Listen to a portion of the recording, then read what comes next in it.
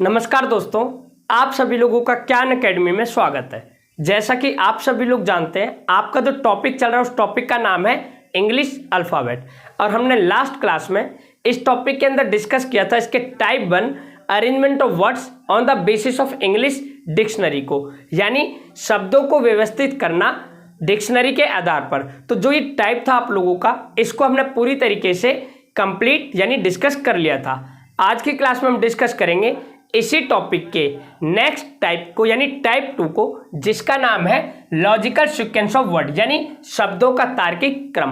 और जो टाइप है एसएससी के पॉइंट ऑफ व्यू से बहुत ही ज़्यादा इंपॉर्टेंट हो जाता है, इसलिए आप सब लोग प्लीज़ वीडियो के एंड तक बने रहें। तो आइए फ्रेंड्स, ज़्यादा टाइम को वेस्ट ना करते हुए बढ़ते हम अपने सेशन को। तो देखें, जैसा कि मैंने भी आप लोगों को बताया कि हम आज की क्लास में डिस्कस करने जा रहे हैं इंग्लिश अल्फ़ाबेट के type 2 logical sequence of word, यानी शब्दों के तार्किक क्रम को।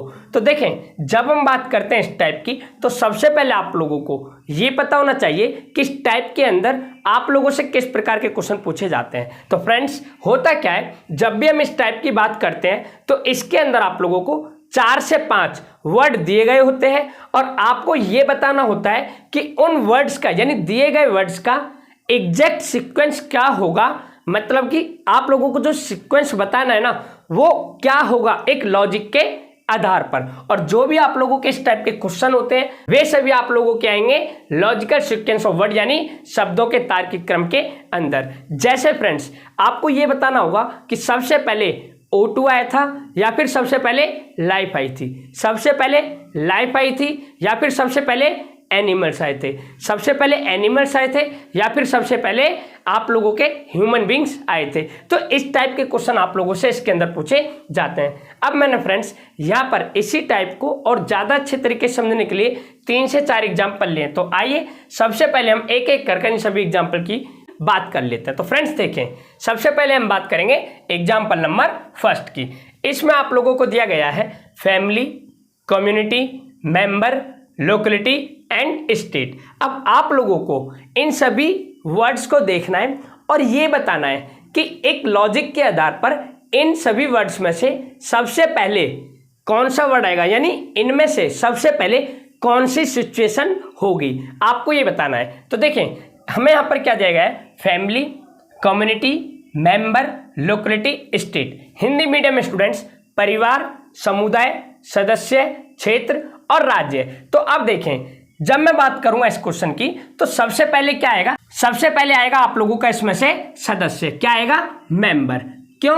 क्योंकि फ्रेंड्स अगर मैं बात करूं सिर्फ इन्हीं वर्ड्स की, तो इनमें सबसे छोटी जो इकाई है वो किसकी है, मेंबर, यानी सदस्य की है। अब देखें, इन मेंबर से मिलकर क्या बना होता है, एक परिवार बना होता है। क्या बना होता है, एक परिवार बना होता है। और जब कुछ परिवार मिल जाते हैं, जब कुछ परिवार मिल जाते हैं तो उनसे क्या मिलकर बना होता है, एक समुदाय, यानी एक कम्युनिटी बनती है।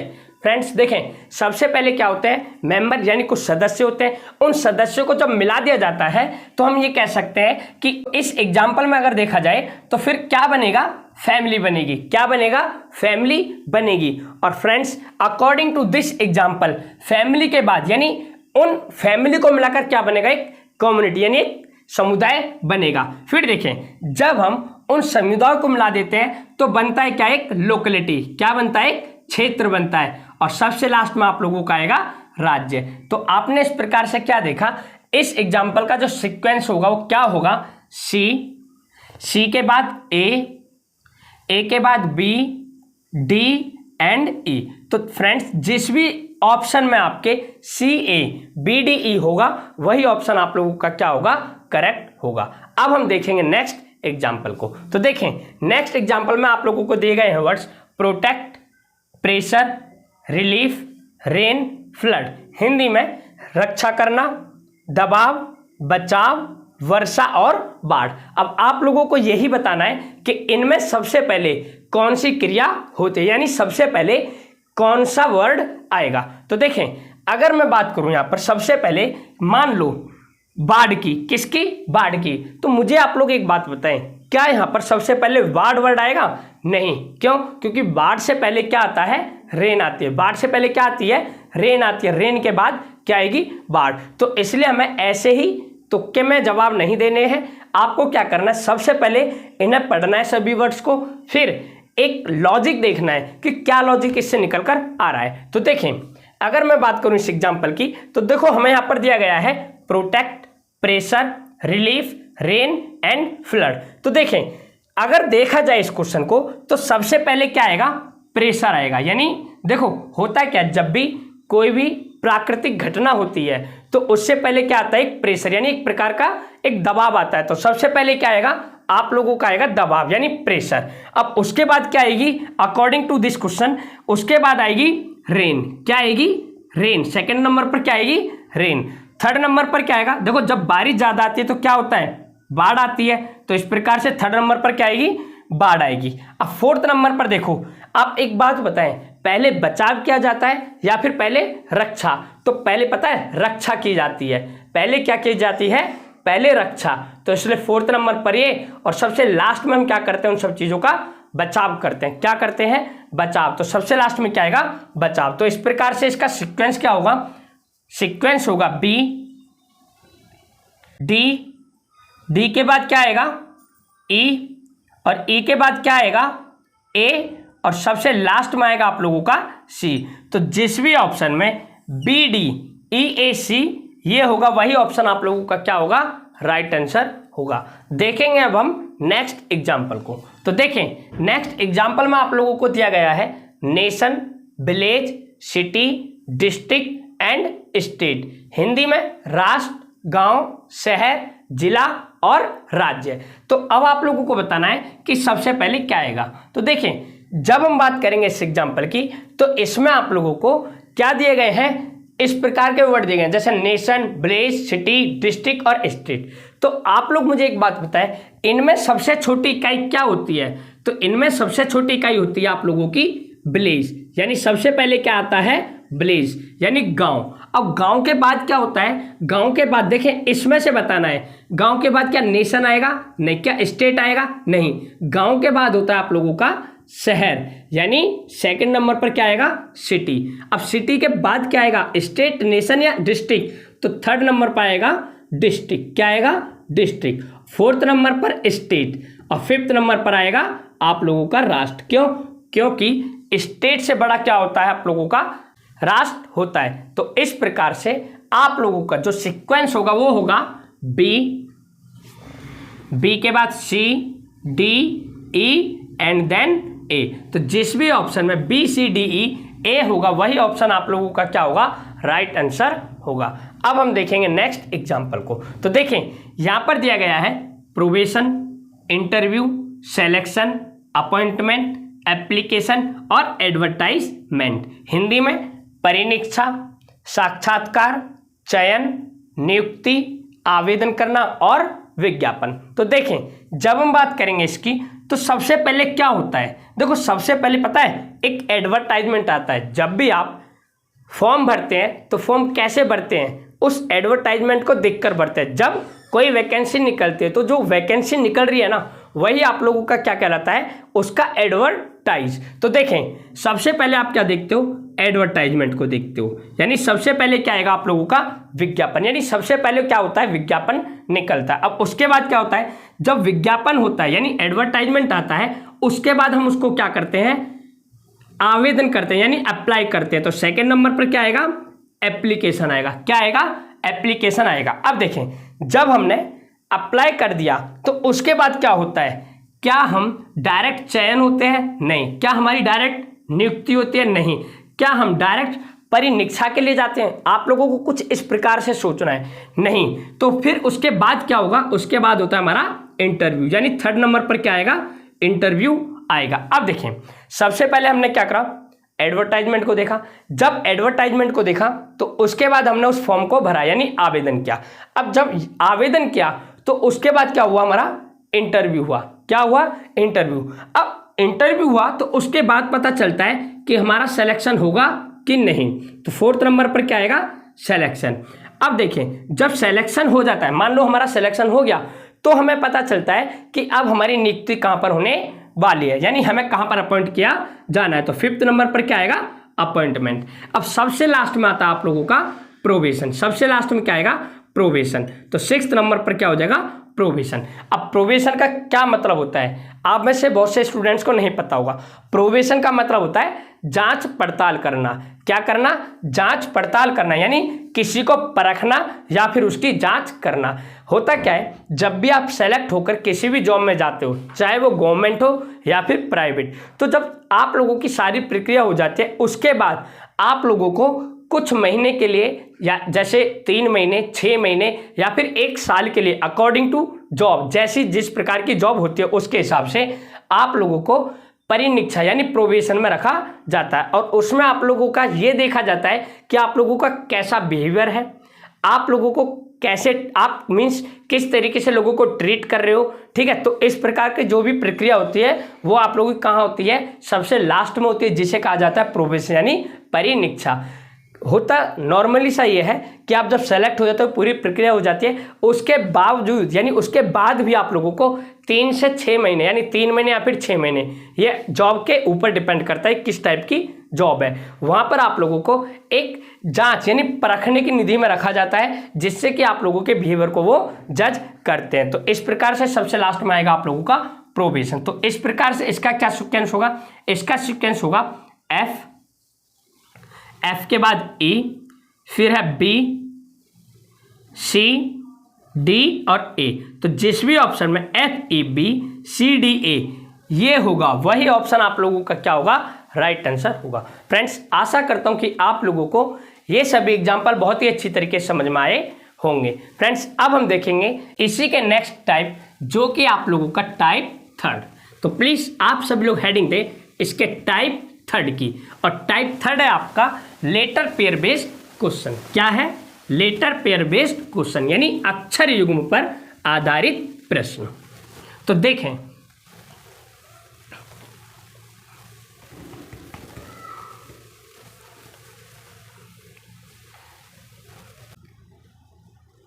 टाइप 3rd,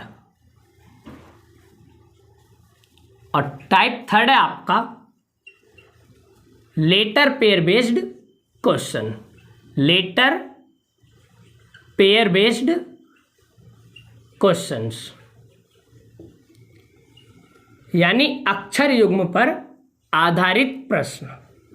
अक्षर युग्म पर आधारित प्रश्न।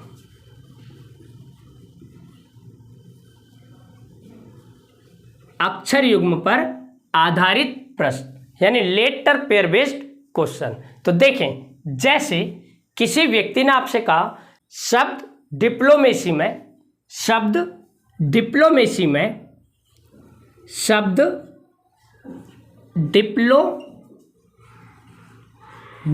में ऐसे कितने अक्षर युग्म हैं जिनके बीच उतने ही अक्षर हैं जितने की अंग्रेजी वर्णमाला में होते हैं? क्या कहा फ्रेंड्स?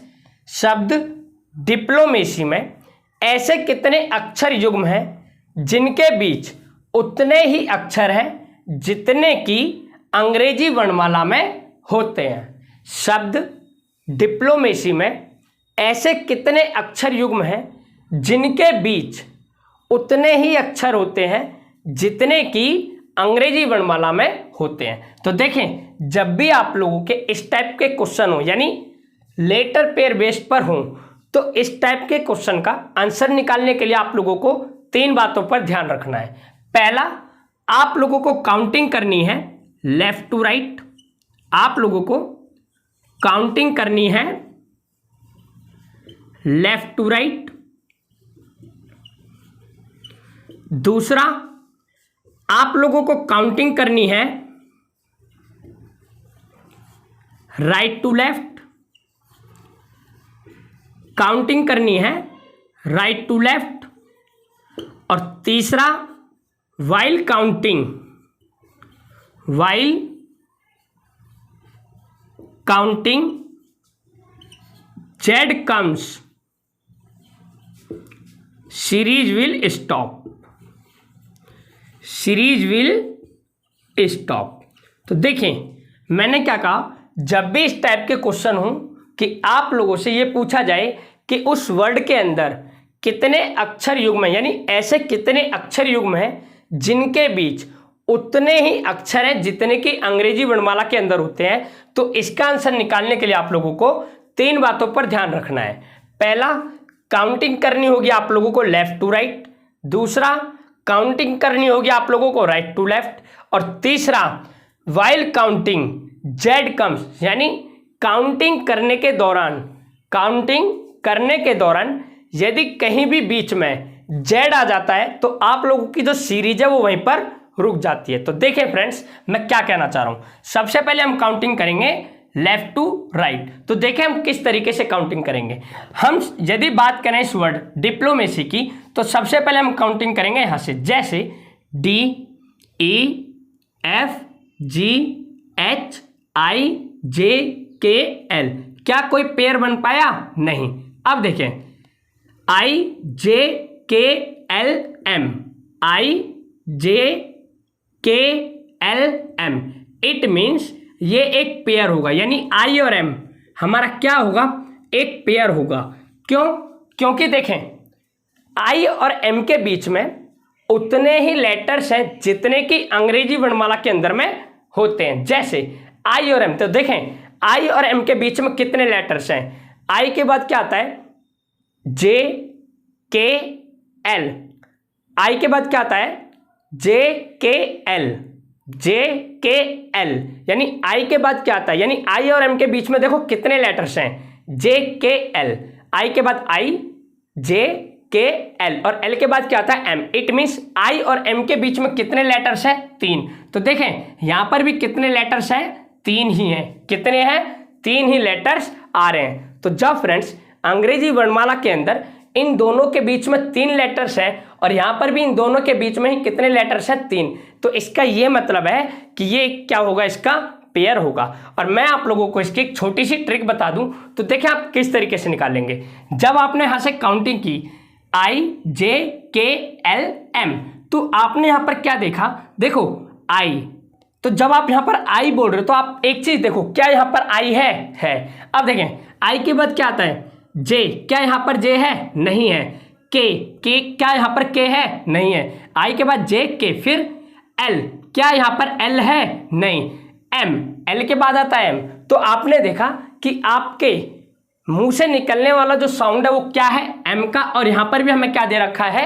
एम ही दे रखा है। तो फ्रेंड्स जब आपके मुख से भी एम ही निकल रहा है और यहां पर भी क्या दे रखा है? एम ही दे रखा है, तो इसका ये मतलब है सीधा सा कि ये दोनों आपस में क्या होंगे? एक दूसरे के पेयर होंगे। क्या होंगे? एक दूसरे के पेयर होंगे। आशा करता हूं कि आप लोगों को ये बात समझ में आई होगी। एक बार और इसे समझें कि मैं बताना क्या चाह रहा हूं। जैसे देखें एक दूसरे एग्जांपल से आप लोग इसे समझने की कोशिश करें। जैसे मैंने यहां पर लिखा ए जेड सी, तो देखें अगर मैं बात करूं ए बी सी की, तो देखो ए बी, क्या ये एक पेयर होगा? नहीं। अगर मैं बात करूं ए बी सी, तो देखो ए और सी, तो इसका ये मतलब है कि देखो ए और सी की अगर मैं बात करूं तो ए और सी के बीच में कितने लेटर्स होते हैं? एक, यानी बी। तो देखो यहां पे भी ए और सी के बीच में कितने लेटर्स आ रहे हैं? एक ही आ रहा है। तो इसका ये मतलब है कि ए और सी क्या होंगे? एक पेयर होंगे। और वही बात मैं आप लोगों को यहां पर बताने जा रहा हूं। तो अभी तक हमने देखा आई के बाद जे के एल एम, यानी आई और एम एक पेयर है। अब आगे देखें एम के बाद एन, एम के बाद एन ओ पी, नहीं आ रहा। अब देखें P Q R S T U V, नहीं आ रहा। L M N O P Q, कोई पेयर नहीं। एम एन ओ पी, कोई पेयर नहीं। ए बी सी, कोई पेयर नहीं। सी के बाद डी, नहीं है। अब देखें हमने जब काउंटिंग क्या लेफ्ट टू राइट, जब हमने लेफ्ट टू राइट काउंटिंग की तो हमें कितने पेयर मिले? केवल एक। अब हम काउंटिंग करने जा रहे हैं राइट टू लेफ्ट। तो देखें वाई जेड, और मैंने आप लोगों को बताया जो ही जेड आ जाती है, यानी जो ही जेड आ गया, जैसे ही जेड आ गया आप लोगों का सीरीज आप लोगों को क्या हो जाएगी? स्टॉप हो जाएगी। आप ऐसा नहीं करोगे वाई के बाद जेड, जेड के बाद ए, आप बिल्कुल भी ऐसा नहीं करोगे। जैसे ही जेड आया वहीं पर आप रुक जाओगे, यानी सीरीज को छोड़ दोगे। तो देखें वाई के बाद जेड, तो आप सीरीज को यहीं पर छोड़ देंगे, यानी आप आगे नहीं बढ़ेंगे। अब आप इससे करेंगे तो देखो C D E F G H I. तो देखें मैंने क्या बोला आई, और यहां पर भी क्या है आई। तो एक बार और देखें C D E F G H I. तो इसका ये मतलब है सी और आई भी क्या होंगे, एक पेयर होंगे। सी और आई भी क्या होंगे, एक पेयर होंगे।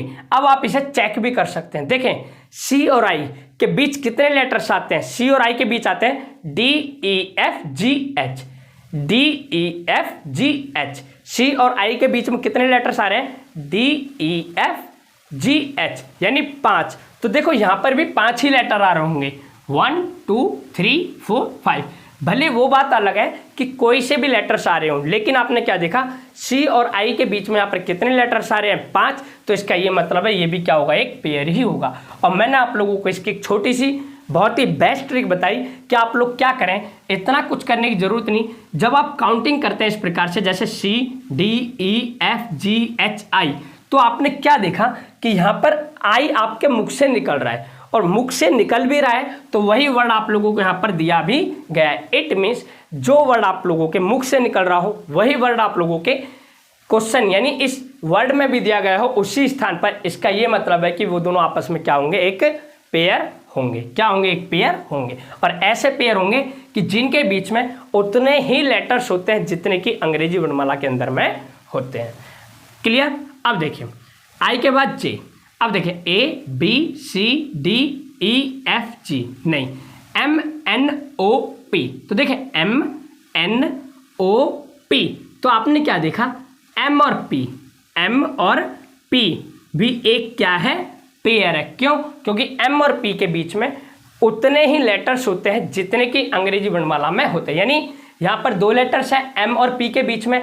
तो फ्रेंड्स इंग्लिश अल्फाबेट यानी अंग्रेजी वर्णमालाओं के अंदर भी एम और पी के बीच में केवल 2 ही लेटर्स होते हैं, और वो होते हैं आप लोगों के एन और ओ। कौन कौन से, एन और ओ। अब देखिए एम एन ओ पी, इसके बाद क्यू आर नहीं है, O P Q R S नहीं, एल एम एन ओ नहीं है, पी क्यू आर, आई के बाद जे, इट मीन्स नहीं। तो आपने क्या देखा, लेफ्ट टू राइट 1 पेयर और राइट टू लेफ्ट 2 पेयर। तो इस प्रकार से इस डिप्लोमेसी वर्ड में टोटल कितने पेयर निकल रहे हैं, 3 पेयर निकल रहे हैं। कितने पेयर निकल रहे हैं, 3 पेयर निकल रहे हैं। फ्रेंड्स आशा करता हूं कि आप लोगों को ये क्वेश्चन बहुत ही अच्छी तरीके से समझ में आया होगा। फ्रेंड्स अब हम देखेंगे नेक्स्ट क्वेश्चन को। जैसे किसी व्यक्ति ने आपसे कहा कि ऑपरेशन वर्ड में, किसमें, ऑपरेशन वर्ड में OPE RATION यानी ऑपरेशन शब्द में ऐसे कितने अक्षर युग्म हैं जिनके बीच उतने ही अक्षर आते हैं जितने कि अंग्रेजी वर्णमाला में आते हैं। तो प्लीज एक बार आप लोग इसे बनाने की कोशिश करें। फ्रेंड्स देखिए सबसे पहले आप लोगों को क्या करना है, काउंटिंग करनी है लेफ्ट टू राइट, देन आप लोगों को काउंटिंग करनी है राइट टू लेफ्ट। और यदि काउंटिंग करने के दौरान बीच में कहीं भी जेड आ जाए तो आप लोगों की जो सीरीज है वो वहीं पर रुक जाएगी। तो देखें यहां पर आप लोगों को दिया गया है ओ, तो हमें क्या करना है, सबसे पहले काउंटिंग करना है लेफ्ट टू राइट। तो देखें ओ पी, तो देखें ओ के बाद क्या आता है, पी ही तो आता है, यानी और पी के बीच में एक भी लेटर नहीं होता है। तो यहां पर भी और पी के बीच में एक भी लेटर नहीं है। इट मीन्स ओपी आप लोगों का क्या होगा, एक पेयर होगा। ओपी क्या होगा, एक पेयर होगा। अब देखें ओपी क्यू, क्या यहां पर क्यू है, नहीं, आर, इट मीन्स और आर भी क्या होगा, एक पेयर होगा। और आर भी क्या होगा, आप लोगों का एक पेयर होगा। क्यों, देखो ओ पी, तो जब हमने पी बोला तो यहां पर भी पी है, क्यू तो यहां पर क्यू नहीं है, हमने बोला आर क्योंकि ओ पी क्यू आर। तो जब देखो हम काउंटिंग करते हैं ओ के बाद पी के बाद क्यू, क्यू के बाद आर, तो वहां पर हमें क्या दे रखा है, आर ही दे रखा है। तो इसका ये मतलब है ओ और आर के बीच में जो लेटर्स यहां पर है, यानी जितने लेटर्स यहां पर हैं उतने ही लेटर्स आप लोगों के अंग्रेजी वर्णमाला के अंदर भी आते हैं। तो इट मीन्स ओ आर भी आप लोगों का क्या होगा, एक पेयर होगा। अब देखें ओ पी ओ आर। अब आगे बढ़े, OPQRST। तो देखिए इसका ये मतलब हो गया कि OT भी क्या होगा, एक पेयर होगा। OPQRST UVW नहीं है। अब हम बढ़ेंगे यहां से PQR, यानी P और R, P और R भी एक पेयर होगा। PQRST यानी P और T भी एक पेयर होगा। P और T भी आप लोगों का एक पेयर होगा। PQRST, T के बाद देखें UVW नहीं है। अब देखें EFGHI, EFGHI यानी E और I, E और I भी आप लोगों का एक पेयर होगा। EFGHI JK नहीं है। RST यानी RT, RT भी आप लोगों का क्या होगा, एक पेयर होगा। T के बाद UVW नहीं है। ABCDE नहीं है। TUVW नहीं है। IJK और OP नहीं है। अब हमने देखा लेफ्ट टू राइट जाते हुए 1 2 3 4 5 6 7 यानी कितने पेयर आए, 7 पेयर आए। कितने आए, 7 पेयर। अब हमें काउंटिंग करनी है राइट टू लेफ्ट। तो देखें NO यानी देखो यहां पर क्या है, N और N के तुरंत बाद क्या आता है, O ही तो आता है। तो इस प्रकार से NO आप लोगों का क्या होगा, एक पेयर होगा। O के बाद PQRSTUV नहीं है। OPQRSTUV नहीं है। IJKLMNO नहीं है। TUVWXY नहीं है। ABCDE नहीं है। RST नहीं है। EFG नहीं है। और P के बाद क्या आता है आप लोगों का, Q आता है। क्या आता है, Q आता है। इट मीन्स नहीं है। फ्रेंड्स आपने यहाँ पर क्या देखा कि आप लोगों के यहाँ पर राइट टू लेफ्ट कितना बना, एक। कितना बना, एक। फ्रेंड्स मुझे अभी मैसेज आ रहे हैं कि एक और बन रहा है IO राइट टू लेफ्ट में। तो देखें IO, तो एक बार इसे चेक कर लेते हैं। IJKLMNO, हाँ बाय मिस्टेक हमसे ये छूट गया था। तो देखें IJKLMNO, तो IO आप लोगों का एक पेयर और बन रहा है। तो आपने क्या देखा, राइट टू लेफ्ट में कितने बन रहे हैं, 2। तो इस प्रकार से 7 और 2 टोटल कितने पेयर बन रहे हैं इस ऑपरेशन वर्ड में, 9 पेयर बन रहे हैं। और यही आप लोगों का क्या होगा, आंसर भी होगा। इससे मुझे ये पता चला कि अभी मैंने आप लोगों के सामने इसे छोड़ दिया था कि आप लोगों को चीज़ें समझ में आ रही हैं। फ्रेंड्स अब हम देखेंगे एक लास्ट क्वेश्चन और। तो आप सभी लोग अब मुझे ये बताएं कि यदि मेटिक्यूलस वर्ड की बात की जाए, किसकी, शब्द मेटिक्यूलस की, तो देखें METI मेटिक्यूलस CULOUS। तो आप लोग मुझे बताएं शब्द मेटिक्यूलस में ऐसे कितने अक्षर युग्म हैं जिनके बीच उतने ही लेटर्स आते हैं जितने कि अंग्रेजी वर्णमाला में आते हैं। तो देखें लेफ्ट टू राइट काउंटिंग करें। MNOPQRSTU, तो देखें फ्रेंड्स MNOPQRSTU, तो देखो हमने यहां पर U बोला तो यहां पर U आ भी रहा है। इसका ये मतलब है कि एक पेयर तो आप लोगों का हो गया M और U। तो देखें U के बाद V, तो अब नहीं है। अब EFGHIJKLM कोई पेयर नहीं बन रहा। TUVWXYZ, तो हम सीरीज को यहीं छोड़ देंगे। IJKL, तो देखें IJKL यानी IJKL, तो देखो IJKL यानी L बोल रहे हो तो यहां पर भी क्या है, L। इसका ये मतलब है कि एक पेयर आप लोगों का क्या बनेगा, IL बनेगा। अब देखें L के बाद MNO नहीं बन रहा। CDEFGH नहीं बन रहा। UVWXY, LMNO, OPQ और UV, कोई पेयर नहीं बन रहा। तो आपने क्या देखा, लेफ्ट टू राइट में कितने पेयर्स निकले, 2 पेयर। कितने, 2 पेयर। अब आप लोगों को काउंटिंग करनी है राइट टू लेफ्ट। तो देखें STUVWXYZ, जो ही Z series will stop. UVWXYZ, तो यहां पर भी हम छोड़ देंगे। OPQRST, तो देखना OPQRST, तो यहां पर भी क्या है, T, और यहां पर क्या है, O। इसका ये मतलब है कि OT आप लोगों का एक पेयर बन रहा है राइट टू लेफ्ट जाते हुए।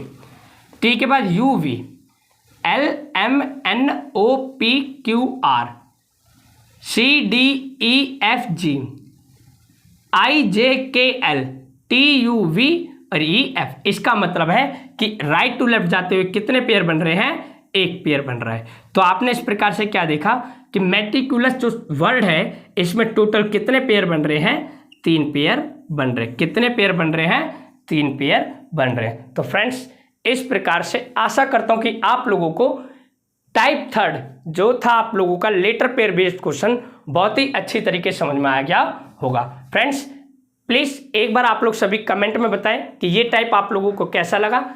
मिलेंगे फिर हम एक नए सेशन के साथ, तब तक के लिए thank you, bye and take care.